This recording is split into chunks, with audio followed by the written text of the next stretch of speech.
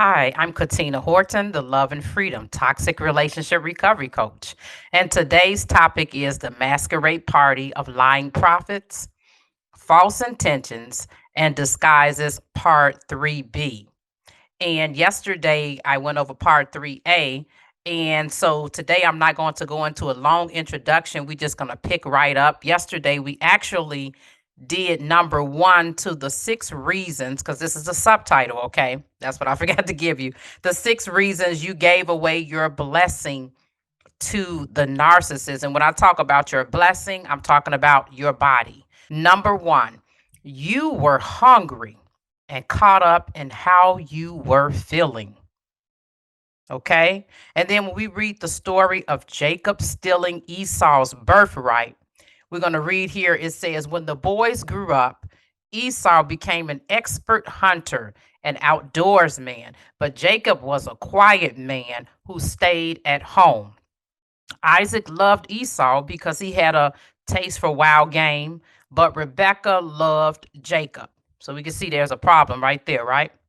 Once, when Jacob was cooking a stew, Esau came in from the field exhausted.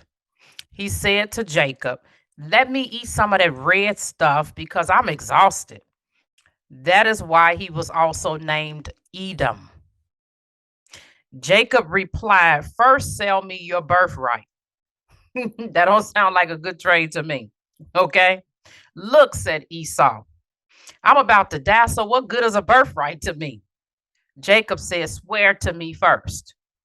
So he swore to Jacob and sold his birthright to him. Then Jacob gave bread and lentil stew to Esau. He ate, drank, got up, and went away. So Esau despised his birthright. Think about this. Esau despised what was rightfully his. And the moment that you got hooked up with your narcissistic partner over a meal is when you despised your birthright. Okay. And I want to read verse 34 again, just from chapter 25, just so it can sink into what's going on here. It says, then Jacob gave bread and lentil stew to Esau. He ate, drank, got up, and went away. So Esau despised his birthright. What happened to you? You ate, you drank, you got up, and you went to his house. That's how you gave your blessing away. Just like in this story of Esau selling his birthright, you were hungry. And when we're hungry, it can show up in a lot of different ways. Hunger shows up in a lot of different ways, right? And we can be emotionally hungry. We can be mentally hungry, spiritually hungry, physically hungry, socially hungry, financially hungry, sexually hungry, right? We can have mother hunger, father hunger, sister hunger, brother hunger, right? Approval hunger, hungry, right? Hunger, rather. Comfort hunger. Okay. And then what happens is when that hunger and those cravings go unchecked for our mind and body and soul, it leads to us operating our lives from a place of lack, love, approval, and comfort, addiction. Okay. So think about this. What do the experts tell us to be careful of when we're hungry? Going to the grocery store, right? And why is that? A $250 bill can easily turn into a $750 bill. Okay. You shop due to your emotional, mental, spiritual, and physical state, right?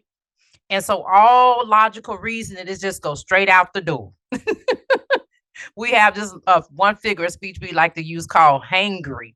And hangry is when you're a combination of hungry, angry, and you're tired. Not even tired, but tired. Okay. This means you got a combination of all of that going on, right? And so that means that you're going to think without reason. Okay. There's not going to be any reason involved. You're just going to start doing things, making decisions off the top of your head. It's going to be poor decision making / judgment calls, right? And so think about it when you have even distressed infants, toddlers, and small children who are hungry. Think about how they'll fall out and throw a tantrum. And to be honest with you, for some of us adults, our tolerance levels are pretty low. And so we become a whole different person when we're hungry and have not eaten for a while or whatever. And that's hungry in any area, not just physically, as we just talked about, right? Hunger makes you say and do things that you wouldn't normally do in non-hungry circumstances, right? And so take Esau, for example. He said, I'm about to die, so what good is a birthright to me? Now, how foolish is that when you really think about it? When you hungry, it makes sense to say something like that, right?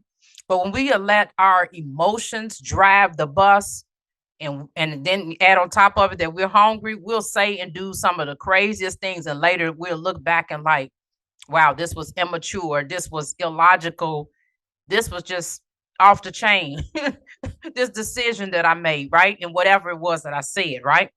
And so why do we despise our birthright? We despise our birthright simply because there's lack of knowledge, lust, and instant gratification. I'm gonna say that again. It's lack of knowledge, lust, and instant gratification. That's why we despise our birthright.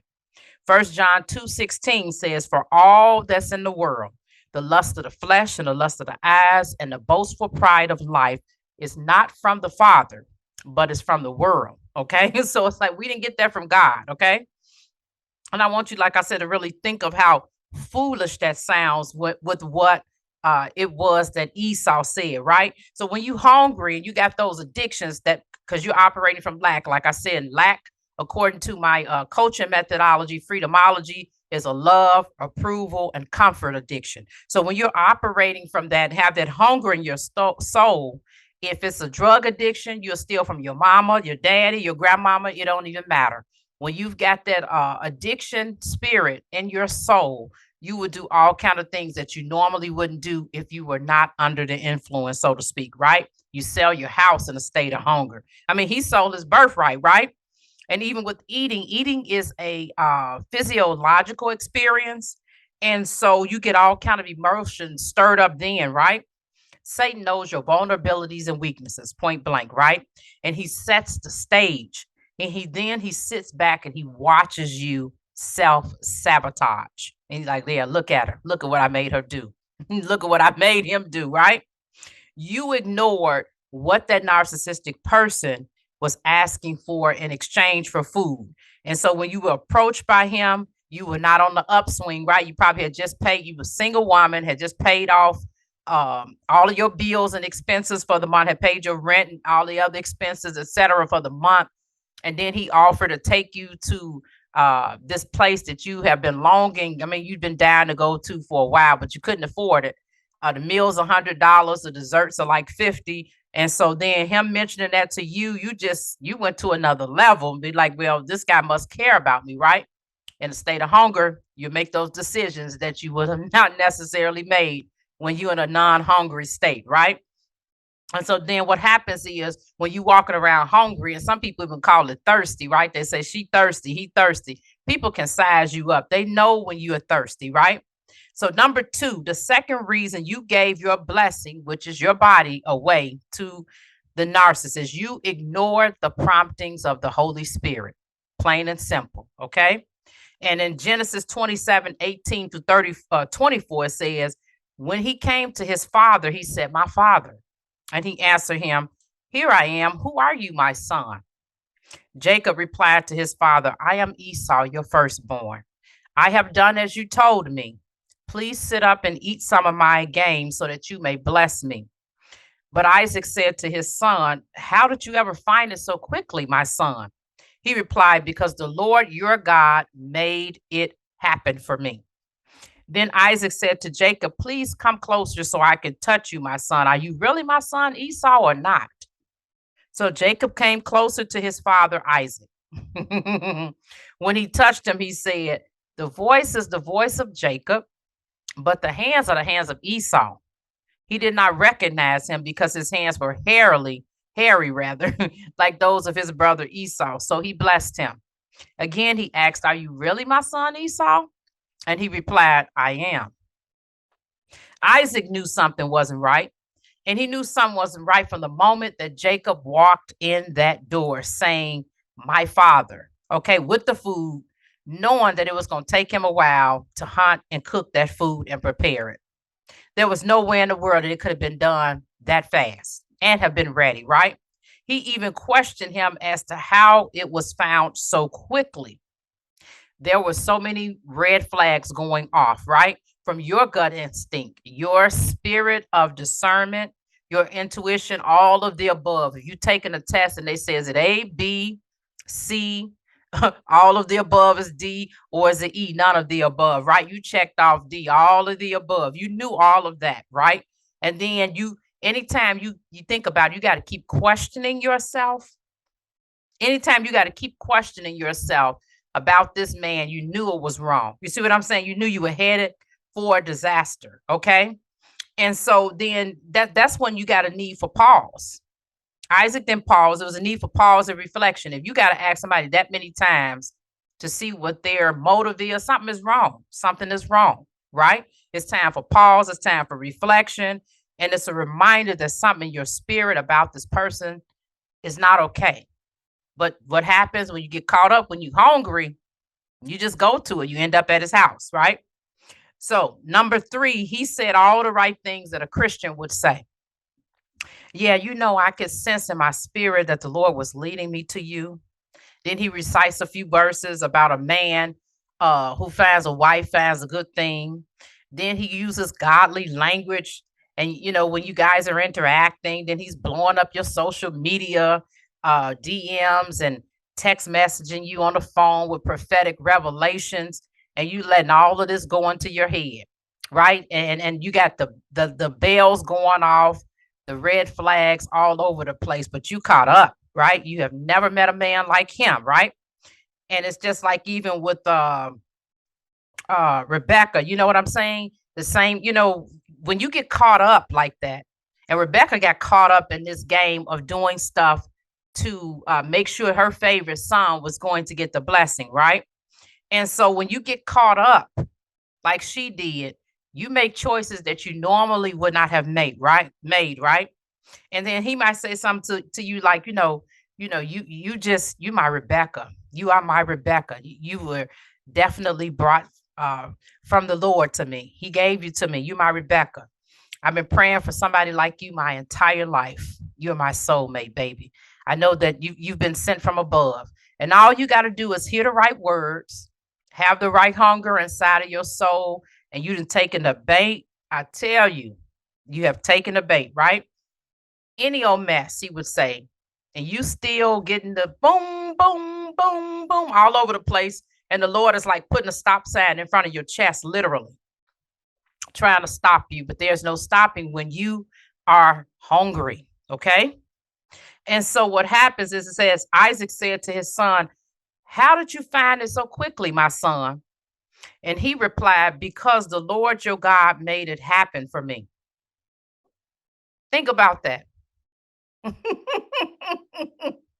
When you put God, when he puts God in some mess, I'm telling you, and next thing you know, it awakens things inside of you, and your thoughts go way from being a godly woman, from that Proverbs 31 woman, to something else, and you gone. You see what I'm saying? All he has to do is say the right words and use godly language. Look at how what's his name? Absalom used godly language and told David that he had promised him when he was he promised God when he was over in Geshur for those 3 years, if he was ever brought back to Jerusalem, he was going to offer, he vowed to offer a sacrifice for him. So all he had to do was have just the right words.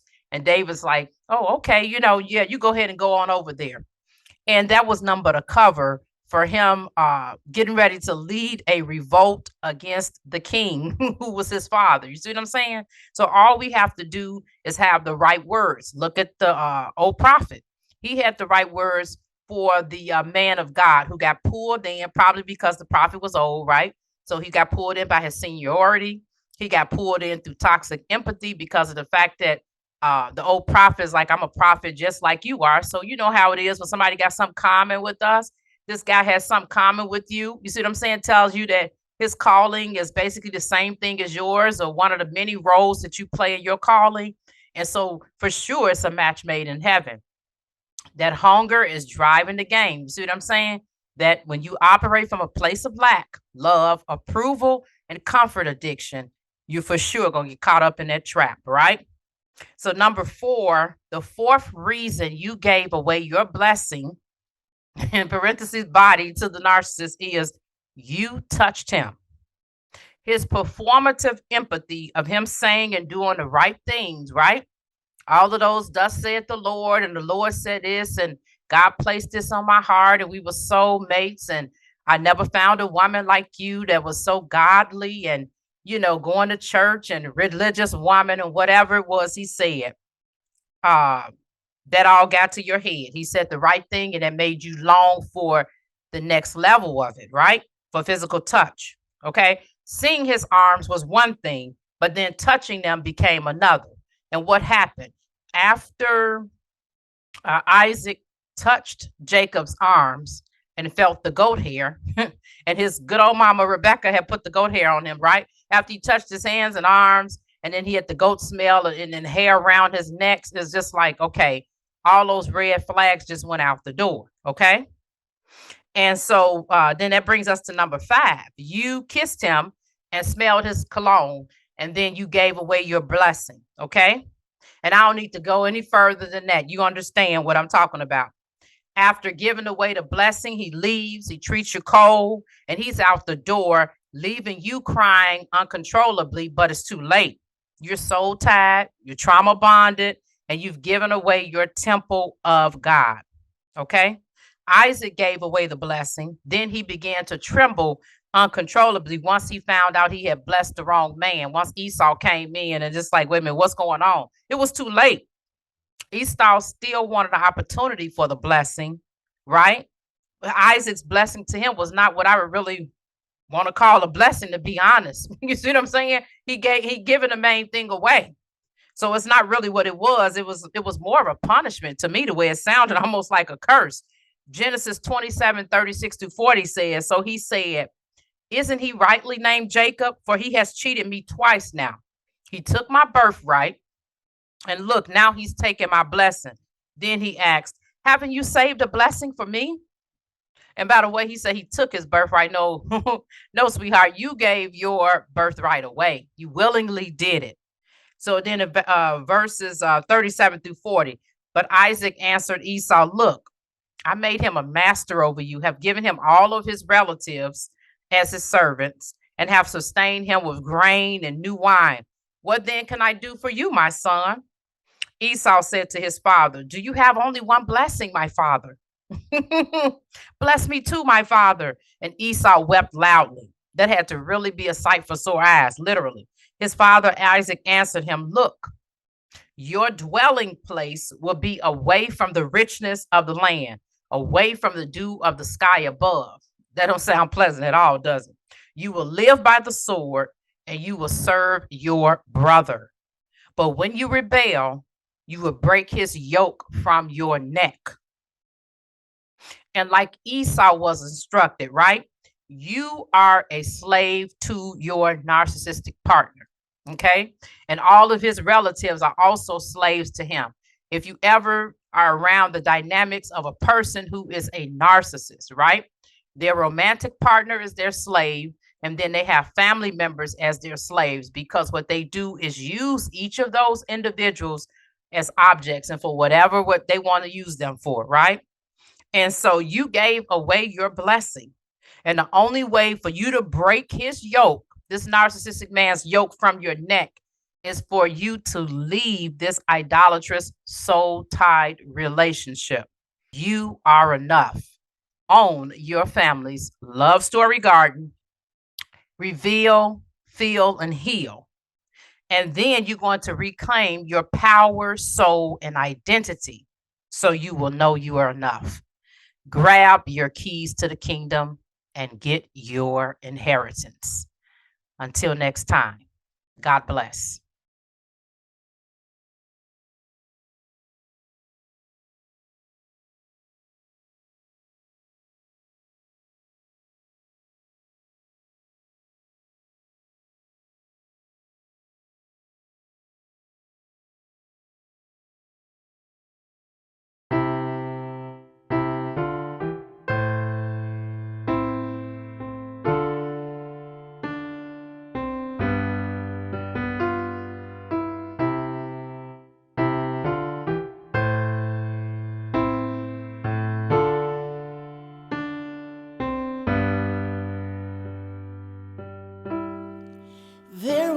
was a son. He was devoured by earth. There was a God. They call him the Father. And there was a means to make a valley with grace out of this hole that I've dug for me. He made a valley of grace where things would change, and maybe they'd take up the cross high again. The valley of grace was never the same after he had died. The love that refines.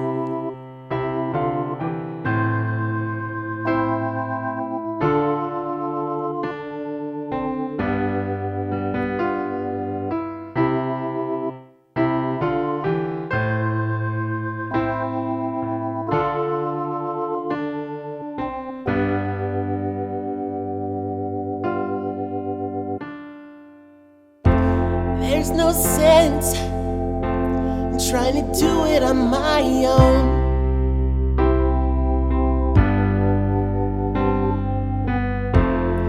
He gave more than I could have known.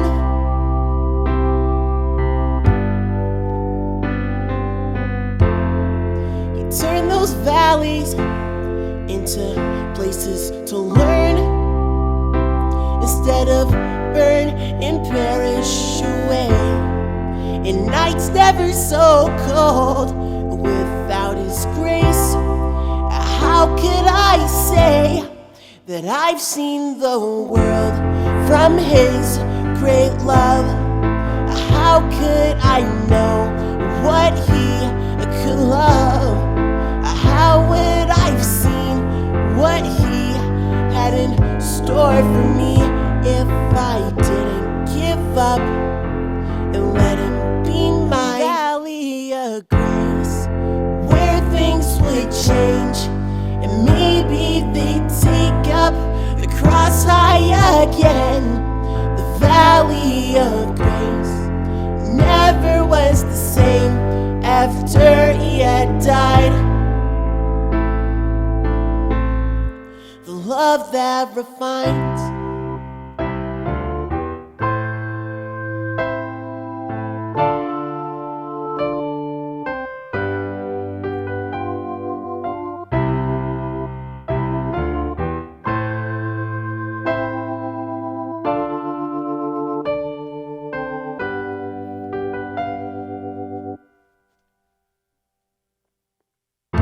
So much I wish I could give back, but I'm not intact to be sharing all of that. You took the price to give me that life, and now it's never gonna fade away.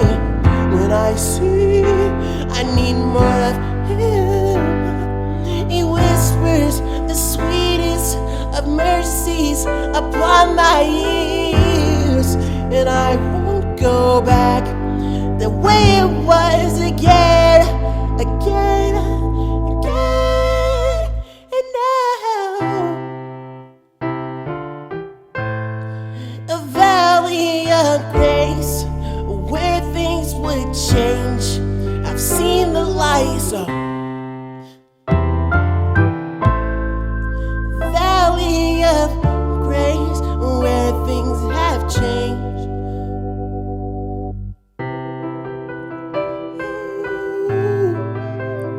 Oh, I've seen so much for me.